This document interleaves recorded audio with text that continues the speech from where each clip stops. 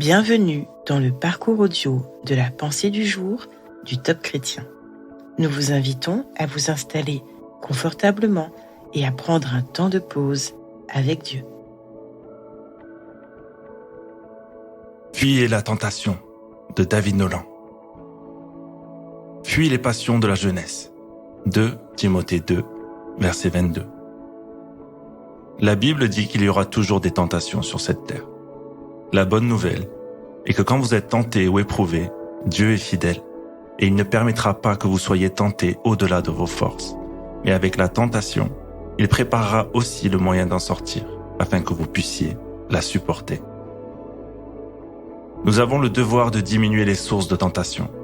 Martin Luther a dit « Vous ne pouvez pas empêcher les oiseaux de voler au-dessus de votre tête, mais vous pouvez les empêcher de faire leur nid dans vos cheveux. » Par exemple, si vous êtes tenté par la pornographie, installez un logiciel qui fera chaque jour un compte-rendu de tous les sites web que vous avez vus à un ami proche de confiance. Savoir que quelqu'un connaîtra chacun des sites que vous visitez est assez radical et efficace. Si vous cherchez à perdre du poids, ne prenez pas le chemin qui passe par la boulangerie, mais utilisez un chemin de contournement. Aussi, faites-vous aider par un ami qui vous demandera sans faute chaque semaine si vous avez été tenté et avez acheté une pâtisserie à la boulangerie. La Bible ne dit jamais qu'il faut combattre la tentation. Elle dit qu'il faut la fuir. Paul dit à Timothée, « Fuis les passions de la jeunesse ». Il avertit les Corinthiens, « Fuyez l'inconduite sexuelle ». L'épouse de Potiphar tente à maintes reprises de séduire Joseph. La femme de son maître porta les yeux sur Joseph et dit « Couche avec moi ». Mais Joseph s'enfuit, en laissant derrière lui sa tunique. Quand Adam et Ève ont péché, ils ont gagné un fruit, mais ont perdu le paradis. De même, lorsque nous sommes tentés, nous ne devrions pas regarder à ce que nous pouvons gagner, mais à ce que nous pouvons perdre. Nous ne perdons pas le salut, mais blessons le cœur de notre Papa céleste et perdons la présence du Seigneur. Alors fuyons la tentation.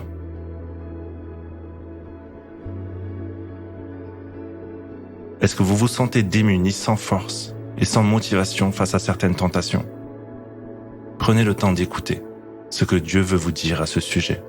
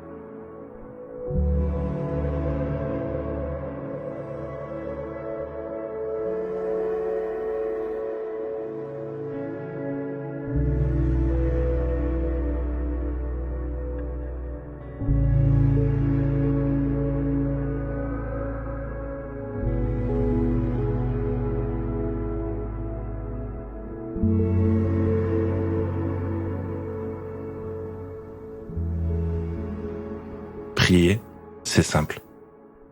Parlez à Dieu comme avec un ami très proche qui vous aime, qui peut tout entendre. Voici un exemple de prière.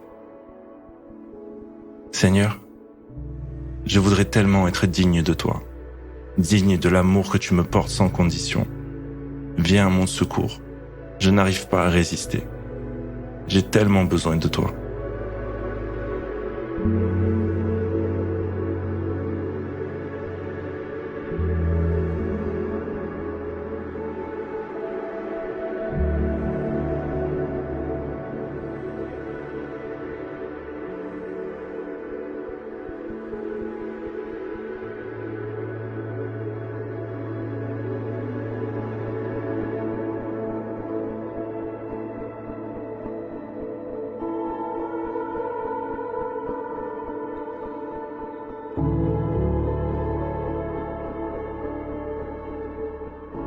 Louer Dieu, c'est lui manifester notre gratitude. Aujourd'hui, vous pouvez par exemple bénir le Seigneur pour les victoires que vous avez déjà remportées grâce à sa présence dans votre vie. Il vous a toujours soutenu et il va continuer de le faire si vous lui faites confiance. Alors louez-le.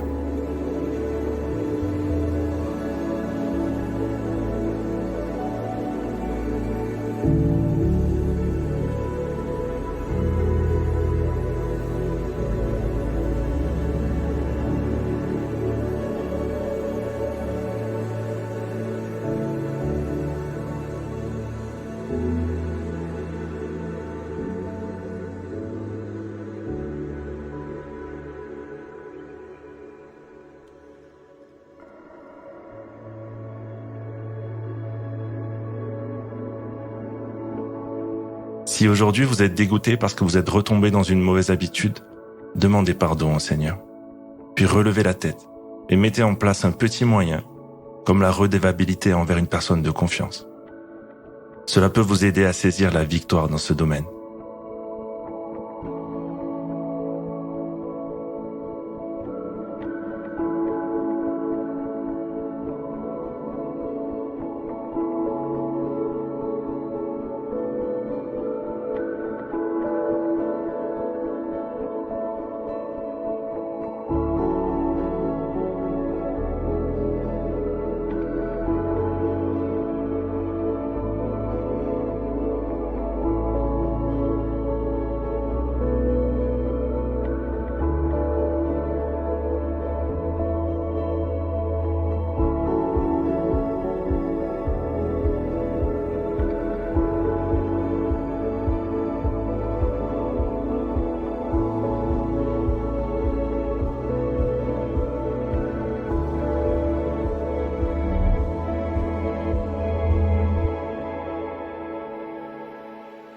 Notre parcours du jour se termine. Prions ensemble afin d'honorer notre Dieu. Merci Seigneur pour ton amour et ta patience indéfectible envers moi. À toi soit le règne, la puissance et la gloire. Amen.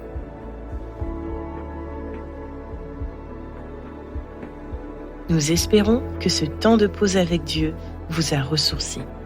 Rendez-vous demain pour un temps de Séla avec la pensée du jour.